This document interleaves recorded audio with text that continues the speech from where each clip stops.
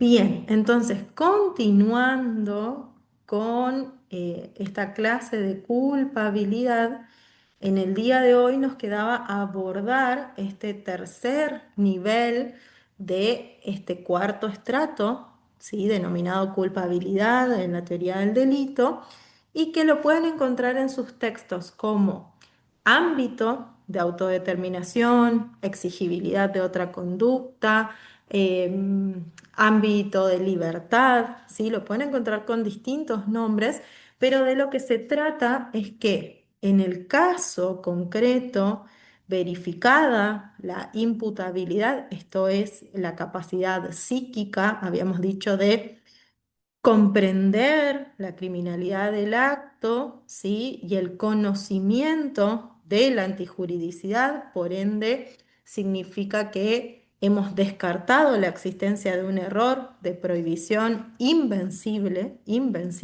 porque en el caso del invencible nos permite continuar. Va a ser indispensable para nosotros, ¿sí? Dar cuenta de este tercer nivel, que es este ámbito de libertad o de autodeterminación, del cual estábamos mencionando o hablando la clase anterior, ¿sí? Básicamente se trata de que el Estado, el ordenamiento jurídico, no puede exigir a los ciudadanos conductas heroicas, ¿sí? Entonces, a partir de este principio, como principio de no exigibilidad, también lo pueden llegar a encontrar, si en el caso particular que estamos analizando, el sujeto no tuvo, ¿sí? La posibilidad real, material, concreta de elegir actuar conforme al derecho, conforme al ordenamiento jurídico, ¿sí? Debido a una situación que es extraordinaria, que es anómala, ¿sí? Este injusto penal que ya tenemos establecido, que ya hemos configurado, no le va a poder ser reprochado, ¿sí? Ahora bien, ¿por qué o de dónde surge, ¿sí? Como marco legal, ¿sí? El legislador argentino, a partir del artículo 34, en su inciso segundo, va a regular los supuestos, ¿sí? Que van a eliminar este ámbito de autodeterminación del que estamos hablando, ¿sí? Vamos a encontrar, ¿sí? En esta segunda parte de este 34 segundo, la coacción y el estado de necesidad exculpante, ¿sí? Anteriormente habíamos visto en la antijuridicidad el estado de necesidad justificante, ¿sí? Lo vimos con sus requisitos propios. En el ámbito de la culpabilidad, en el estrato de la culpabilidad, el estado de necesidad va a ser exculpante o disculpante según los autores y van a tener sus requisitos propios que los van a diferenciar del estado de necesidad justificante, ¿sí? Y por eso lo vamos a buscar o los vamos a posicionar en estratos de la teoría del delito diferentes, ¿sí? ¿Alguien puede dar lectura a este artículo 34, inciso segundo, por favor?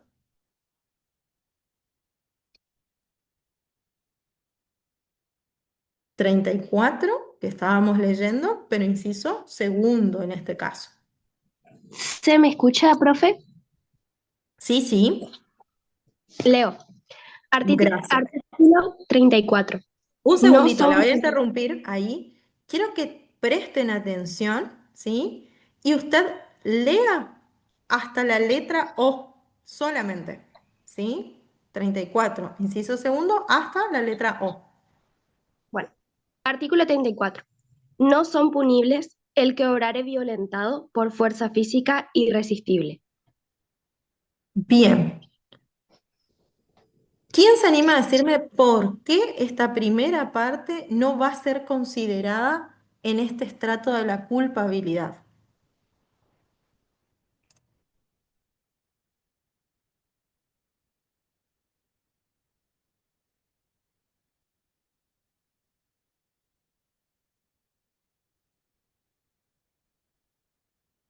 ¿Alguien?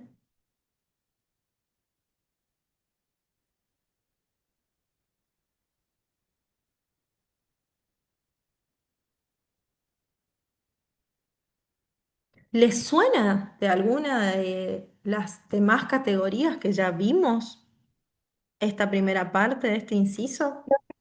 La conducta. La ausencia de acción sería, doctora. Es una de las eximentes o de las causales que determinan la ausencia de la acción. Entonces, si nosotros encontramos este primer tramo, ¿sí? Del 34 segundo, de lo que estamos en presencia es de una falta de conducta, ¿sí? De ninguna manera llegaríamos al cuarto estrato, ¿sí? A través de esta primera parte de este inciso segundo del artículo 34, ¿sí? Ahora sí, puede continuar leyendo, por favor. Sí. O amenazas de sufrir un mal grave e inminente. Bien, esta cuestión, esta última parte, ¿sí? De esta amenaza de un mal grave o inminente, ¿sí? Es lo que la doctrina da en llamar, ¿sí? Coacción bisrelativa, ¿sí? Entonces, si bien en este punto de alguna manera el sujeto conserva su capacidad de acción, ¿sí? Conserva su capacidad de acción de justamente em, poder de alguna manera realizar este tipo penal, ¿sí? Su voluntad está de alguna manera disminuida a través de una presión, ¿sí? Que es externa y que por supuesto tiene que ser de una naturaleza importante, extrema, para poder hablar de una causa de exculpación, ¿sí? Como está presentada en este artículo 34, inciso segundo, que recién dimos lectura. En general van a encontrar como ejemplo, ¿sí? El caso donde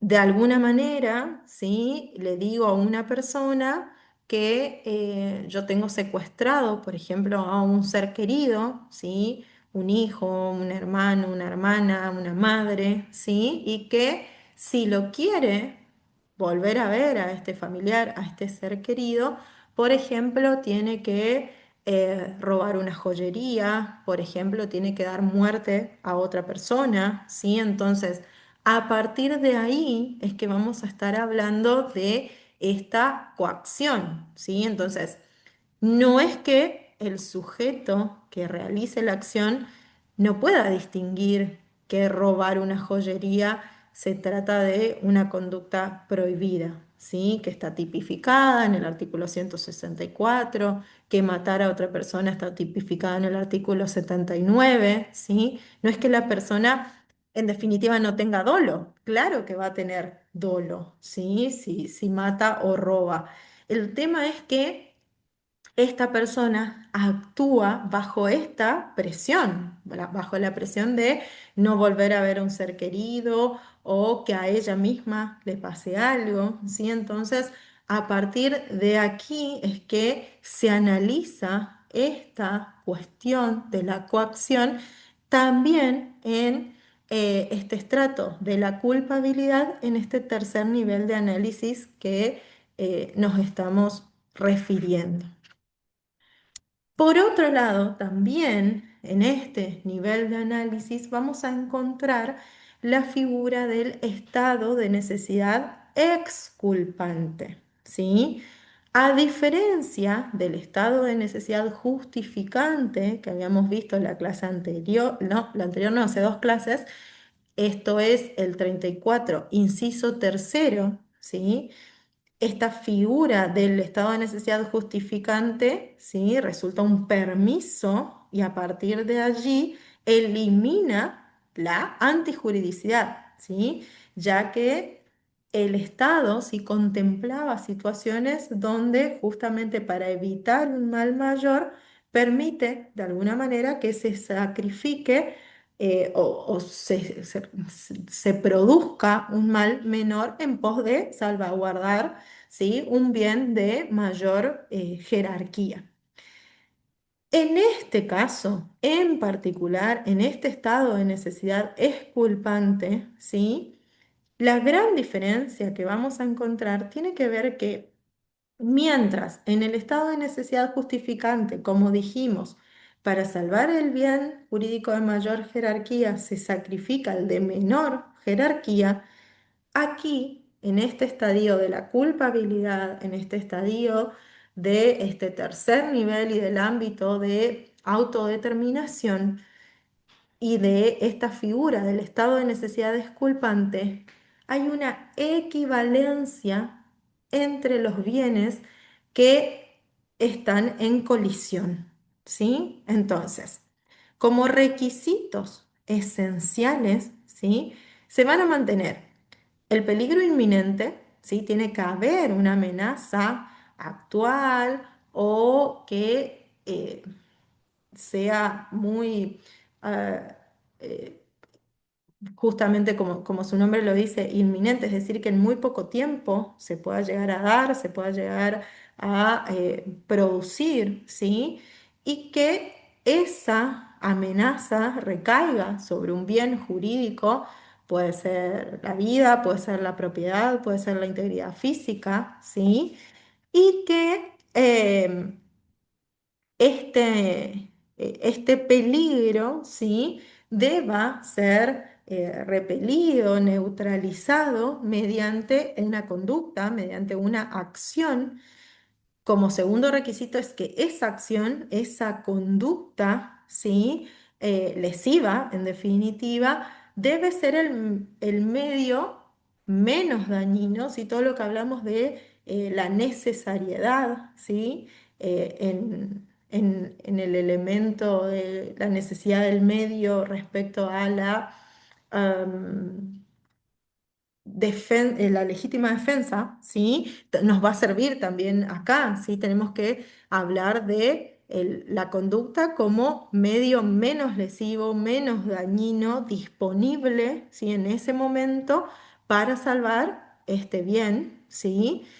Es decir, que no debe existir una alternativa lícita menos lesiva de la que estamos ocupando o hemos decidido realizar. Y por sobre todas las cosas, ¿sí?, la colisión de estos bienes jurídicos, ¿sí?, no va a ser como en el estado de necesidad justificante, que tenemos un bien de mayor jerarquía a ser salvado y uno de menor jerarquía que puede ser sacrificado, sino que aquí sí la colisión se da entre bienes de igual valor, de igual jerarquía, ¿sí? Donde normalmente el caso más conocido, que lo van a encontrar en todos sus textos, en todos los manuales, tiene que ver con eh, dos personas, ¿sí?, dos náufragos eh, que tienen o un único madero o un único bote, un único salvavidas, ¿sí?, y que este elemento resiste nada más que el peso de una de estas personas. Entonces, a partir de allí es que uno de ellos, vamos a decir el sujeto A, da muerte al sujeto B y termina salvando su vida, ¿sí? Entonces, anteriormente dijimos que el Estado no puede pedir conductas heroicas, no puede exigir conductas heroicas a sus ciudadanos. Entonces, a partir de aquí, ¿sí?, es que vemos esta igualdad entre estos bienes jurídicos, bien jurídico vida frente a otro, bien jurídico vida, ¿sí?, donde no se puede establecer que una vida valga más que la otra. Entonces, a partir de aquí, sí es que quedan establecidos estos tres elementos de este estado de necesidad exculpante, ¿sí? Ahora bien, también puede suceder que existan errores sobre las circunstancias de exculpación, ¿sí? en este caso en el que estábamos viendo, ¿qué pasaría si este sujeto A, que dio muerte al sujeto B para quedarse con el salvavidas, el bote, ¿sí? Desconocía que a pocos minutos, a pocos metros, había una lancha en camino, un rescatista, ¿sí? Que podía, ¿sí? Salvar en definitiva a ambos, ¿sí? A ambas personas. En definitiva, estaría faltando esta situación de necesidad, de urgencia, sí, pero este presupuesto objetivo de exculpación, pero el autor, sí, este sujeto A, creía subjetivamente que estaba dada esta situación, ¿sí? Entonces, otra vez vamos a encontrar dos posturas a la hora de resolver esta situación. La primera de ellas tiene que ver con la postura del profesor Zaffaroni, ¿sí? Donde, bueno, va a entender que el elemento que define esta exculpación tiene que ver con la representación del autor, ¿sí? Entonces, si la persona realmente eh, tenía elementos para representarse la situación de peligro, ¿sí? Independientemente de que su error sea vencible o invencible, ¿sí? Puede, en este caso, sí, ser alcanzado por esta exculpación, ¿sí? Eh, y por supuesto que si no se la representó y simplemente aprovechó la ocasión o creó la misma, no se va a exculpar. Pero si hay un error, ¿sí? Zaffaroni va a entender que de todas maneras, ¿sí? Va a estar alcanzado por esta exculpación, ¿sí? Por otro lado, ¿sí? Vamos a encontrar la postura de Bacigalupo y también un poco por parte del funcionalismo, ¿sí? Anteriormente habíamos visto estos fundamentos que agrega de la prevención general positiva, el funcionalismo. Entonces, a partir de allí, ¿sí? Se van a diferenciar estas situaciones que aglutina Zaffaroni. Entonces, si el error es invencible, ¿sí? Vamos a estar frente a la exclusión, ¿sí? Vamos a poder determinar esta absolución. Ahora, por el contrario, si es vencible este error, van a establecer que de alguna manera esta falta de prudencia a la hora de evaluar la situación de exculpación permita, ¿sí? Atribuir esta culpabilidad, ¿sí? Atenuada, pero aplicar, ¿sí? Esta responsabilidad, ¿sí? Una cuestión que me quedaba a establecer con ustedes tenía que ver con que este orden en el que habíamos presentado estos niveles, ¿sí? Para analizar la culpabilidad como estrato, hay una crítica, ¿sí? A considerar, a tener en cuenta, sobre todo a la hora de resolver, ¿sí? Cualquier caso que se les presente. ¿Qué significa? Nosotros dijimos capacidad psíquica, es decir, evaluar una posible inimputabilidad, la posibilidad de comprender la antijuridicidad y por ende preguntarnos si existe un error de prohibición directo o indirecto y a su vez vencible o invencible. Y lo que vimos hoy, en tercer lugar, este nivel del ámbito de autodeterminación para determinar si existe coacción o si existe un estado de necesidad exculpante. Actualmente la crítica que recibe este orden, ¿sí? de prelación, si se quiere, de estos niveles, tiene que ver con que si nosotros en el punto 1, en el primer nivel, determinamos la inimputabilidad de una persona, si piensen ustedes, por ejemplo, por cierta disminución de sus facultades o alteración de sus facultades, si se diera este caso de los náufragos que planteábamos hoy, ¿sí? Donde el sujeto A mata al sujeto B para salvar su vida, este sujeto A, si tuviera, ¿sí? cierta disminución o alteración de sus facultades y empezamos evaluando la inimputabilidad, podría ser pasible de una medida de seguridad que quien no tuviera esa alteración, ¿sí? o disminución de sus facultades no sería alcanzado. Entonces, a partir de ahí sería un trato desigual, un trato discriminatorio. ¿Qué significa esto? Que si a la hora de resolver un caso ustedes deciden continuar o tomar este orden de análisis, ¿sí? Si se encuentran con una persona que presente alguna disminución o alteración de sus facultades mentales para ser responsable penalmente, no descarten, ¿sí? Verificar en el nivel 2 y en el nivel 3, ¿sí? Si es que existe coacción, estado de necesidad disculpante o un error de prohibición. ¿Sí? Hasta acá, dudas, preguntas, consultas.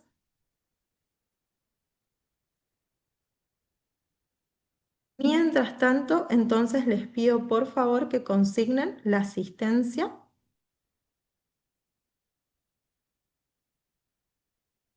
La segunda asistencia sería, por favor.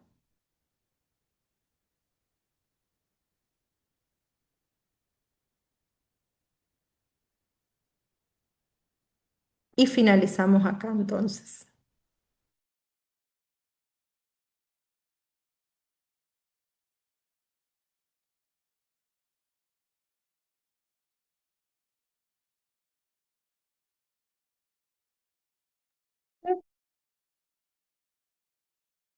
Tendría un modelo para, al menos en mi caso estoy hablando, eh, como ejemplo para ver el tema de la culpabilidad, porque la verdad que a mí en esta parte me está costando un montón Bueno, sí, y perfecto.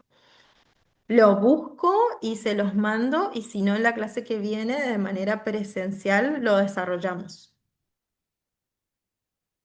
Pero recuerden que la clase que viene ya avanzamos al siguiente tema, ¿sí? Nos va a quedar la clase de tutorías después para cualquier duda o consulta, ¿sí? sí, más que nada para ir viendo cuáles son mis errores o qué me falta, Dios. Gracias, profe. No, por favor.